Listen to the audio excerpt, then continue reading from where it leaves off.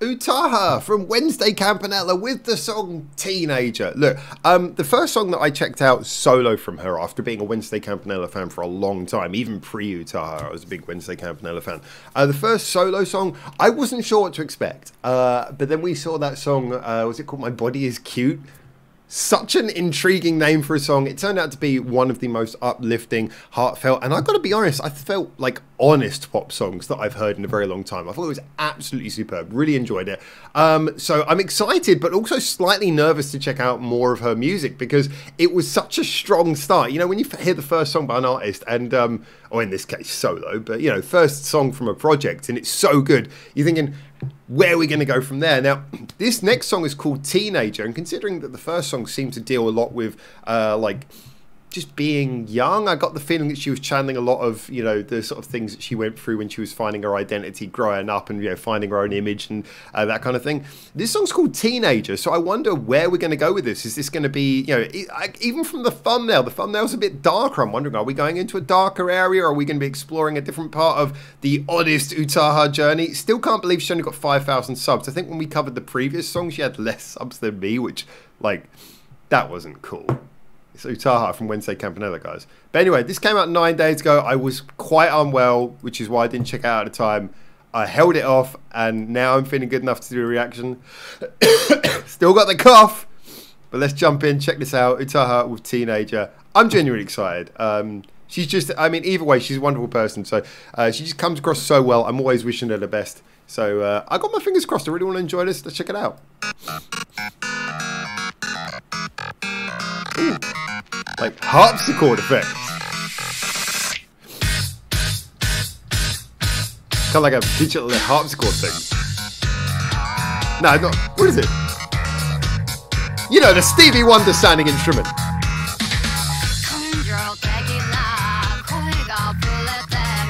Okay.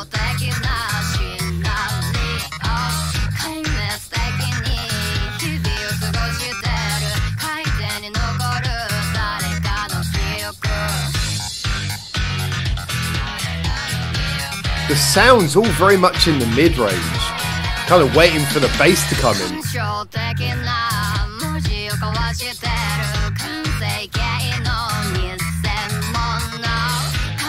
I'm loving that sort of glim spanky style jazzy vocal though.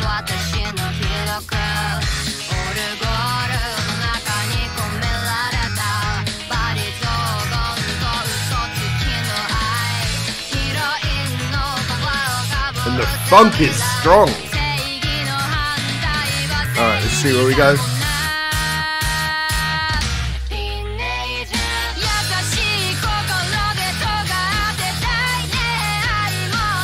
Wait a minute, she's getting her Anno moment.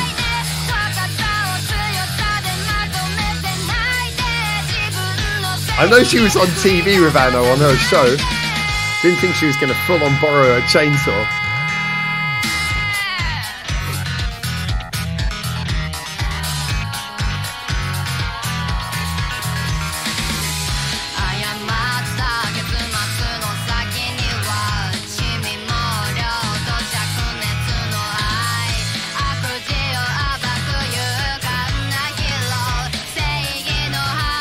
Actually, do you know what this...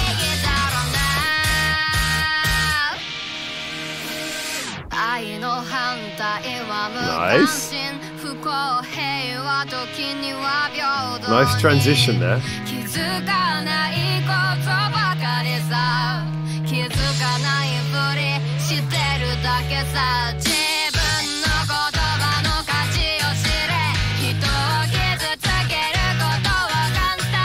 So funky.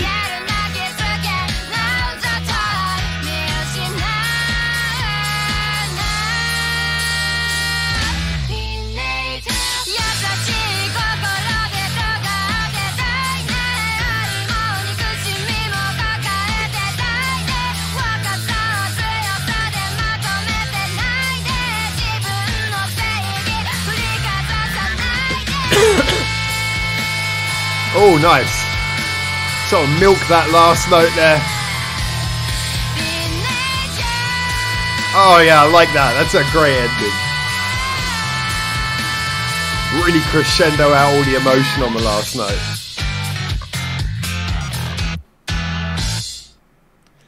All right, so there's a couple of things I have to address about this really early on.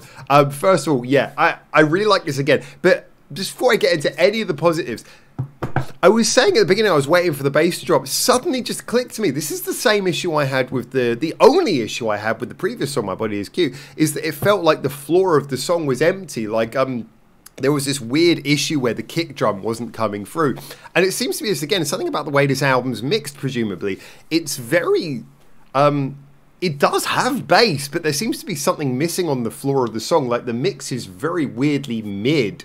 I don't mean mid as in sort of like colloquially talking about the quality. I mean, like, it's everything sort of like squashed into the middle of the range. It's like this sonically, this is a very unusual album. Almost like it's going for a kind of old school feel. Like, her voice feels very much mixed into a thin band of EQ here. The kick drum is not really coming through. The bass is certainly the lowest thing below the kick drum. So there is something very weird about the mix. So the bottom end of the mix is a little bit strange, but the top end at least is nice and clear because we're hearing a lot of the music. So I just wanted to get that out of the way. There is something very strange about the balance of this album from what I can hear thus far. Talking, however, regarding the actual song itself, which is what I really want to get onto and obviously the main thing that we're here for. I really like that. Again, it's totally different from the first song in the actual writing, which, again, short, sharp and sweet is the recipe for both of them, but this has got a little bit of a darker feel. What's that sound? It's not a harp, it's got like clavinet or something. It's got like sort of that digital sound, which is the keyboard sound. Very much reminds me of like well, I guess Superstitious, Stevie Wonder. I remember like growing up, Stevie Wonder was one of the first artists whose sound I actually recognised when I was really young, and I was like, oh, okay, yeah, you know, one of the first artists whose sound really sort of had any, you know, really stuck in my head. And so, you know, I remember hearing some of that music over the radio when I was really, really young. And so, you know, I hear this, and it's just sort of like, in a way, it brings back a bit to that. But I've always had a soft spot for those sort of very almost like dry, sharp sort of sounds that have a nice sort of a bit of funk to them, little bounce to them, where they really sort of bite. And there's something about that sound; it really bites. You know, it really gets into the rhythm. You can feel it. You can feel that sort of nice the nice sort of riff happening on the keyboard there. It's very simple, but it sort of walks down, walking down, and that's kind of like the way the tune's going. It's always these sort of downward walking scales, right down to the end where you get that big held note, and then the bass is going boom, boom, boom, boom, you know, walking down, and it's that sort of constant walking down and down and down. It gives it a sort of a dark feel to the song, which is clearly the tone they're going for here, but it's all carried by this cheeky joy. The UTAHA is obviously projecting through the song, and he's coming through in the fact that it's got a little bit of a skip, a little bit of a bounce. This was really fun. Again, it didn't outstay its welcome. It's one of those songs where it's got a really strong concept, and if you overplayed it, it could get a little bit tiresome. But instead, it goes a nice sharp verse. You get a bit of a verse chorus back and forth there. But then that ending, the way it's sort of like, it does that little shift. Goes quiet, builds up, and you get that lovely, beautiful ending at the crescendo where the notes are held out and everything just sort of plays out with a sort of a joyous sort of, bit of a funk, but also a bit of a blast at the same time. Yeah, I really like this. I thought this was great. Funny thing is that this album, in a way, is reminding me a little bit of, when I Near the End had that album, which was actually called The End. And I don't think that was necessarily an album that had her biggest hits on it. But I really liked that album because it had a lot of quite short songs, and each song really felt like it had a concept. You know, each song on that album felt like there was an idea, a concept behind it. It felt like you got a lot of you went on an interesting journey with that album, which maybe some of her more popular, bigger singles, sorry if I sound like an edgelord here, but some of her bigger singles have kind of like not really carried as much. And this is the feeling I'm getting from a lot of these songs I'm hearing from UTAHA. They're short, sharp and sweet, but the two songs we've had so far have really had a very strong feeling of concept. You immediately get the emotion. It's very well projected. It's sonically interesting. It's well delivered, but it doesn't outstay its welcome. It really sort of pushes a very strong emotional feeling, really gets you on board, really puts an image in your head, and then it's done and you move on to the next one. I like that. I'm very intrigued by the mix. I definitely want to hear the whole album now. I don't know if it's come out yet. I probably should have checked this, but I'm intrigued to hear the whole album, because based on this, it really still feels like an album with a concept behind it, and I'm a big fan of that kind of thing. You know, I really like it when an artist produces a batch of songs that really, they're all different, but they all come from this sort of unified project, and it feels like UTAHA really has a lot of things that she. It's going to sound so artsy and pretentious. It sounds like she's got a lot of things she wants to say on this album, boo. You get my point. Anyway, great stuff. I really enjoyed that. I thought that was fantastic. I'm not sure if it necessarily qualifies as the sort of thing I'd normally... Oh, kicking the camera, my bad. Not sure if it necessarily counts as the sort of thing I'd normally put out as a single, but I'm glad to hear it. I'm glad to hear her putting it out with a music video, making it, making it something that we can, projecting it out to the world. So... and attracting people like myself into listening to the album. So great stuff. It's our Teenager.